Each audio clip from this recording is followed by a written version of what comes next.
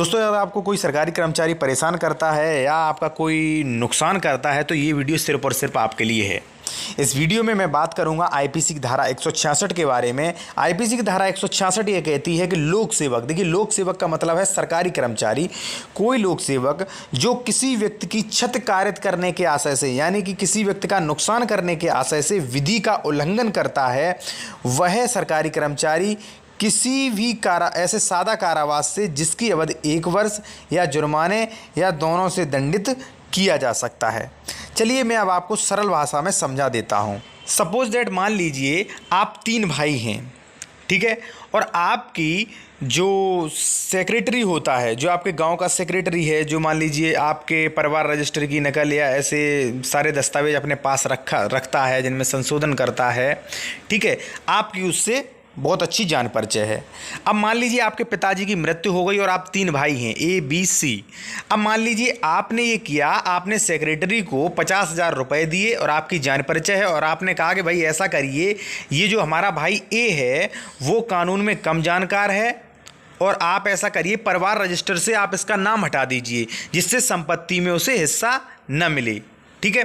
तो मान लीजिए सेक्रेटरी ने 50,000 रुपये लेके और उसका नाम हटा दिया, तो भाई ये जो मामला है धारा 166 के अकॉर्डिंग आएगा और ऐसे सरकारी कर्मचारी को 1 वर्ष की सज़ा हो सकेगी। दूसरा मैं आपको उदाहरण दे दूं कि कई बार क्या होता है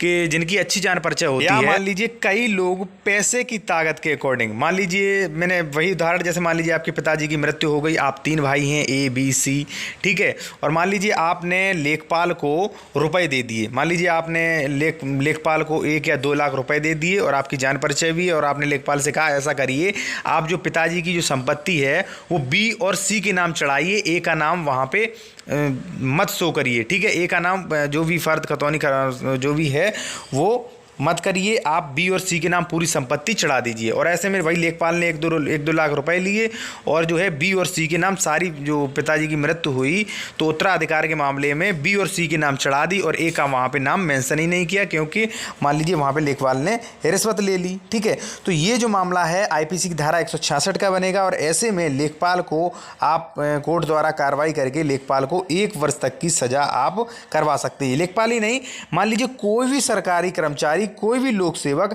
अगर किसी व्यक्ति को क्षति कार्य करने के आशय से विधि की अवज्ञा करता है तो उसे 1 वर्ष तक का कारावास हो सकता है। दोस्तों, यदि आपको वीडियो अच्छा लगा तो वीडियो को लाइक करें और मुझे इंस्टाग्राम पर और टेलीग्राम चैनल पर फॉलो करें। दोनों की लिंक मैंने वीडियो की डिस्क्रिप्शन में दे रखी है।